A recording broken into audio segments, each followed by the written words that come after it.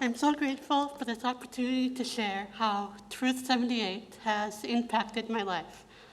I grew up watching Pastor David and Sally live out these truths, and that has made all the difference. As a child, I often wondered if God was real.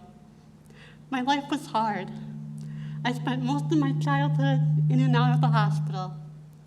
By the time I was 12 years old, I'd endured over 35 surgeries. And though the surgeries were difficult, they were less painful than the rejection I faced. I often heard, "You don't belong here." I tried to ignore those words, but they constantly told me I was different. I was alone. I would always be an outsider. I grew up in a Christ-centered home. We read the Bible and memorized verses, but it didn't make sense. God seemed silent. Why was my life so hard? If God was so good, why did he make me this way? Was he even real? At that time, as a teenager, we had started going to a church that used Truth 78 curriculum. And the first Sunday school class I went to was How Majestic Is Your Name. It was all about God's names.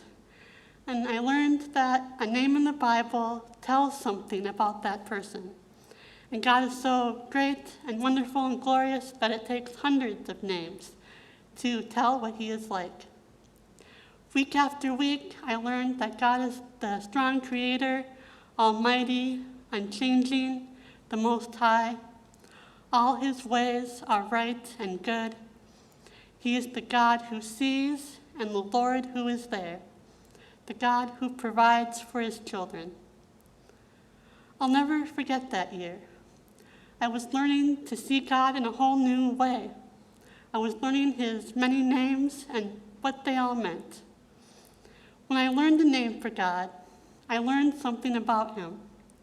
And when I learned something about him, I got to know him. And knowing him helped me trust him.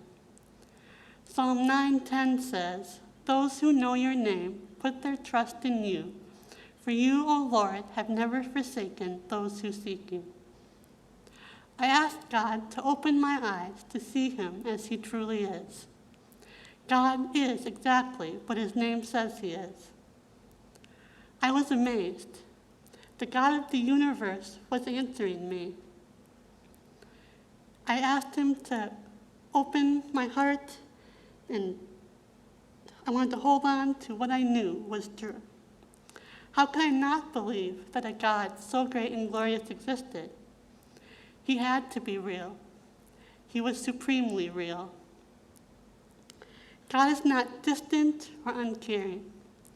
God is trustworthy and will stay close to me all my life. God made me just the way I am. He has a plan and purpose for my life, to make much of him. My disability is the very thing that makes me strong in him, and has brought me a closeness to God that I could not get any other way. As a child, I had heard about God, but now I see and know him. I am united to Christ and belong to him. I have hope because he is my Savior who gave his life for me. I know where to turn because he is my helper. I know where to hide because he is my strong tower and refuge. As a child, I had heard, I'll spend the rest of my life learning how big and great and glorious God is. To this day, I still read those family devotional books adapted from the Truth 78 Sunday School curriculum, and just read God's names. And was reminded again of how big and great and glorious God is. And how his names tell about him and his purpose and his character. My life is still hard. I have another surgery coming up in a few months. I still face cold stares and harsh words whenever I go out. But it doesn't matter as much what others think or say, or even that my life is hard. I know that God is strong and good and able to take care of and be in control of the whole world and take care of everything in the whole world, including me. And that's where I find my joy, in the hard things of life. I'm invested in Truth 78 because I want other children to learn to know this God of many names, to hold on to the truth of his word so they can face anything in life with hope and confidence.